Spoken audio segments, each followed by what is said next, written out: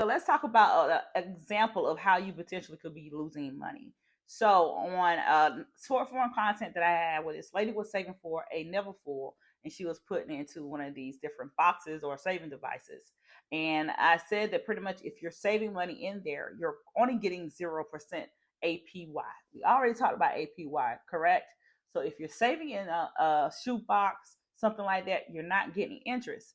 But if you happen to be doing so because you need to see it to be it, save money in those saving contraptions, but move your money over to a high yield savings account, because say for instance that $2,000 that she was saving in a high yield savings account, it would have been $192. And then it was another example that I gave on Twitter where somebody was saying, "Hey, here's a $20,000 savings challenge that you could do."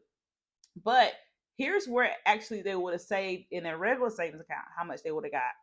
And then here's what they would have saved in a high yield savings account with a 4% APY and even a 5% APY. So you see how much you are actually losing money by not moving money into your high yield savings account. This is the reason why I want people to be more knowledgeable about what they are, how they can actually benefit from them, and actually utilizing them. So the other thing that a lot of people will talk about is different savings methods, such as CDs, money market accounts, money market accounts, or so forth. I have a blog post that actually talks about those different types of savings accounts and savings strategies that I want you to check out. But we'll talk about those different types of savings accounts in a different video. So outside of you automating your savings, whenever you do open a high yield savings account, a way that you can actually accelerate your savings is to it's a thing that I talked about, is that whenever I go to the grocery store or I go to buy, I have a budget to buy something.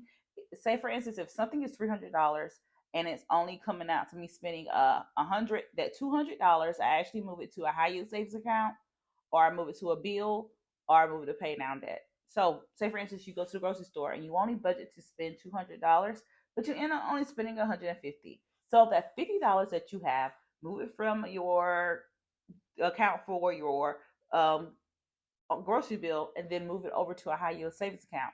When you get that bonus, yes, I want you to blow it and treat yourself, but also treat your savings and move a portion of that, a little bit of a ratio of that bonus that you get over to a high yield savings account.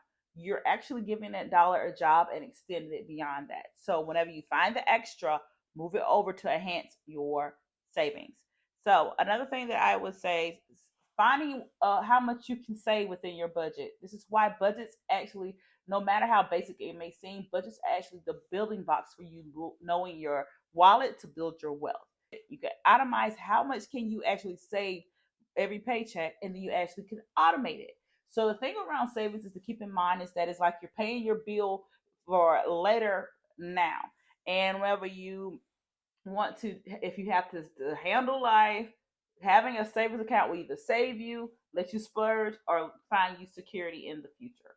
So that's what I want you to keep in mind when it comes to utilizing your high yield savings account or just saving in general. But when it comes to understanding is that, oh, I'm behind. What if the APY goes down? If it does, still save. Saving, no matter how much you're able to do, $5, $10, $15 or above. The scale is in the start. I talk about that when it comes to investing. So when you start with the small, the small actually builds the big.